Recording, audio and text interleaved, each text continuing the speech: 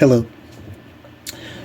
I wanted to stop by first of all to express my gratitude to those who were following up on the hurricanes that affected me greatly, especially financially and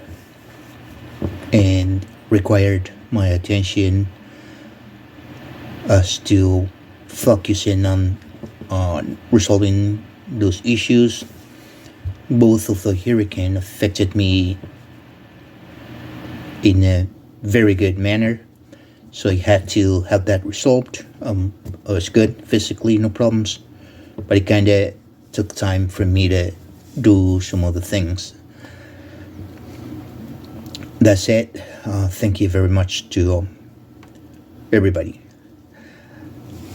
As to my interactions in Patreon, this is going to be the first one. Thanks already given. What I'm going to do is I'm going to start my interactions in Patreon, and the way it's going to be structured is going to be like this. It's redundant, but this is how it's going to be. The next interaction is going to be regarding defenses from kicks.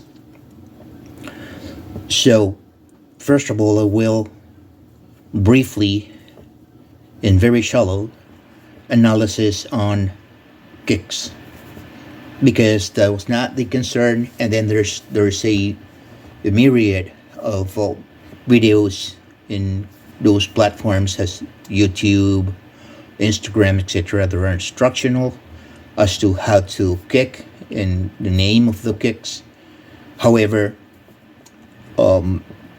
pay close attention to those videos, because I just bump into a lot of them, and actually those keyboard warriors arguing as to this kick and the other kick, and this was poorly done and the other one, etc. When they were two different kicks by name and by mechanics, totally different.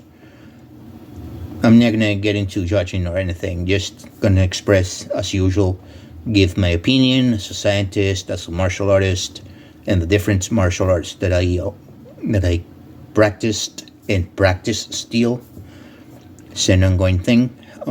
So that's what's gonna happen. So I'm gonna go briefly over the kicks, and then I will proceed to explain the best way to defend from every single one of them.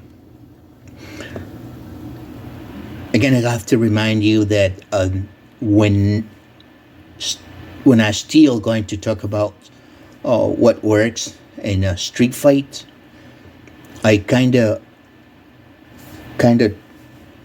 dread using those particular concepts. My taking is that street fighting is very rare. It's dangerous. It implies a lot of thinking. I mean, think again if you're going to be involved in street fights, because the variables that are concomitant to those particular interactions. There's legal repercussions. There is a lot of things to take care of. People sporting weapons, like guns and stuff like that. Especially here in the United States, some other places, like in Europe, they pretend that they pee holy water. That's not the case. They use a lot of knives and some other percussion weapons. So think about it twice when you're gonna interact in those particular situations. However, that happens. So I'm gonna touch base briefly on the so-called street fights, how to defend, and also, and more important, how to defend in the situations as sparring or competing, or if you want to become a professional fighter, MMA or otherwise, also to keep it in mind. Again, I don't know everything. Just giving my best take of my years in different martial arts type of training. And if it, and as usual, if there's any question, please feel free to post it or contact me, and I will do my best to respond. So that's upcoming, and that's going to be the structure of this particular topic, which is the next one. That said, you have a nice day, and thanks again.